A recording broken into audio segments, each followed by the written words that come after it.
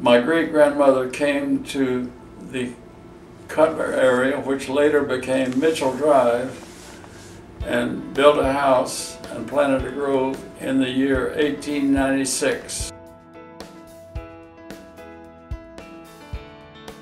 The Perrine family furnished trees in a nursery of all different kind of trees that they were trying to introduce into this tropical area. That's the way my great-grandmother got her start of trees. She had many varieties of trees on her property, but there was almond trees, there was date palms, there was Australian pines, there was sugar apples, peach trees, sapodillas, pineapples, tangerines, oranges, grapefruit, mangoes.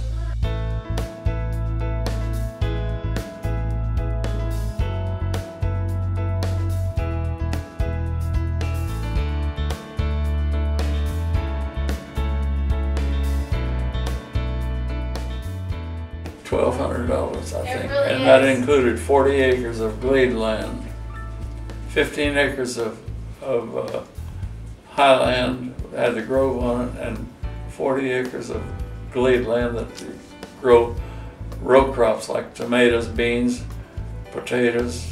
My dad started a dairy in 1917, and he built the house, I think, first that we're living in, then they built the fence for the dairy around the house. So I was born in a cow pasture.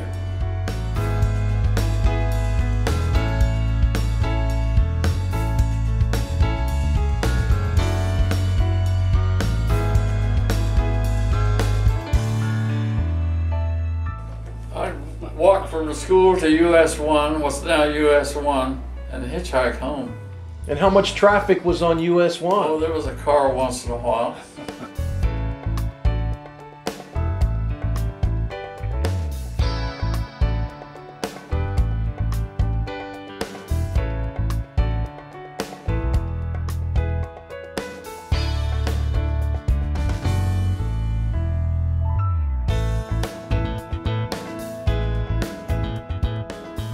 One of the Deerians lived there. We used to deliver milk to them. Uh-huh.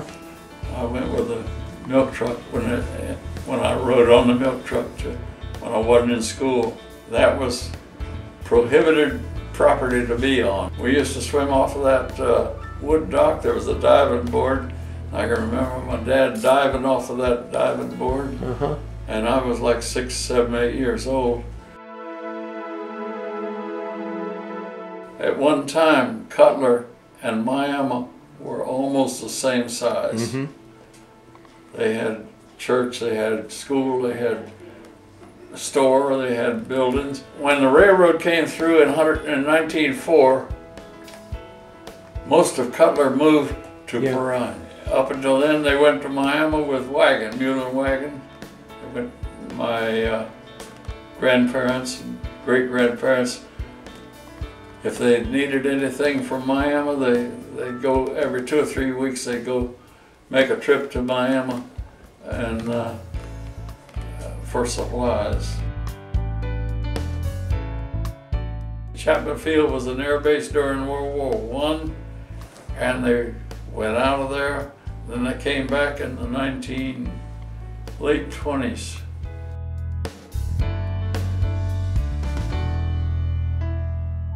The Cutler Road used to follow down where Red Road comes down and enters into Chapman Field. I think in the 20s, early 20s, they built the road where the Candy Bridge is. Uh-huh.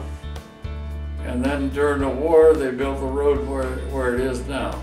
My dad mortgaged the dairy during the boom in 1925. And the bank went busted. And the receivers for the bank got impatient about getting paid back and foreclosed on it and sold it on the courthouse steps. Mm. We moved west on Killian Road to what is now right near 97th Avenue. And we was poor. I mean to tell you, we was poor. A man gave my dad about a half-acre sweet potato patch. And he moved away before they were ready to harvest. And he told my dad he could have it. And we ate sweet potatoes that summer of 1932. From breakfast, dinner, and supper. We had fried sweet potatoes, we had raw sweet potatoes, we had baked sweet potatoes, boiled sweet potatoes, candied sweet potatoes, baked sweet potatoes. Anyway, and I think we'd have starved if we wouldn't have had that sweet potato patch.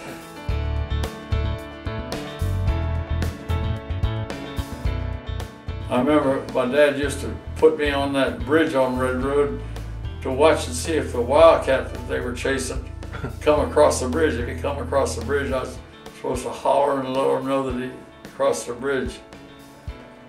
They hunted wildcats west of Red Road and south of Kendall Drive.